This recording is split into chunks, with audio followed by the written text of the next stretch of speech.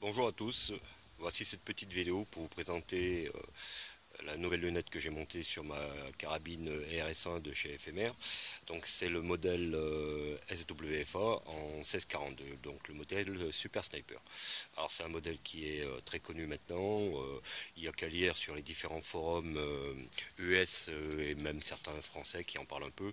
Bon voilà, il y a pas mal de commentaires, en général ils sont toujours assez bons. Et moi, je voulais en avoir le cœur net. Donc, j'ai fait ce qu'on appelle un test de tracking, le test de la boîte, hein, donc qui va suivre tout de suite après. Après, je montrerai le résultat et puis le résultat parlera de lui-même puisque je vais quand même mesurer la différence entre chaque petit groupement. J'ai fait des groupements de deux. Hein. J'aurais pu faire des groupements un peu plus conséquents, mais bon, là c'est un premier test. Je referai sûrement un deuxième test un peu plus complet la prochaine fois. Donc voilà.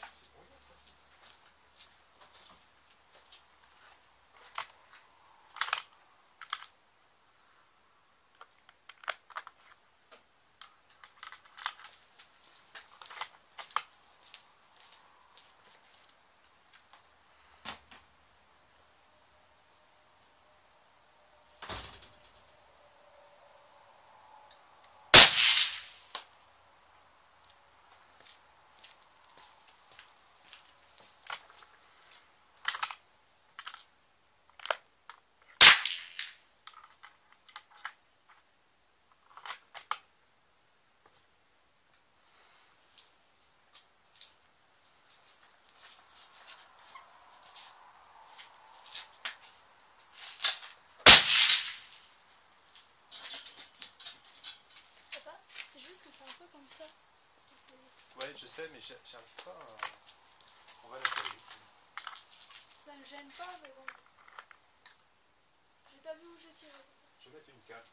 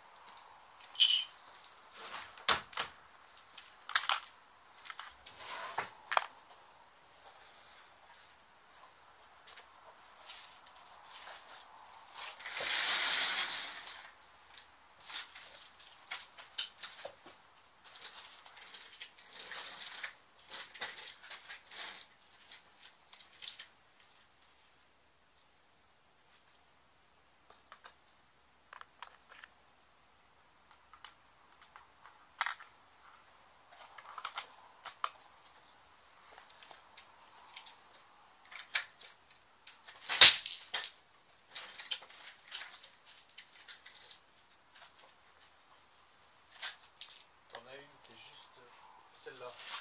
Tu es juste en dessous du 10. Le 10 est là, tu es juste en dessous. Tu es en haut du noir sur le 7. Il faut que tu en tires. Tu vois, là? Ouais, tu peux regarder. Il faut que tu en tires 4 ou 5 en t'appliquant bien. En essayant de retenir ce que tu as fait. Pour savoir si tu en as 2 ou 3 qui sont pas bien. Si tu te souviens que tu en as une qui était partie un peu en voie droite au moment où c'est parti, ou un truc comme ça, tu essaies de t'en souvenir. Il faut savoir à peu près comment il faut régler.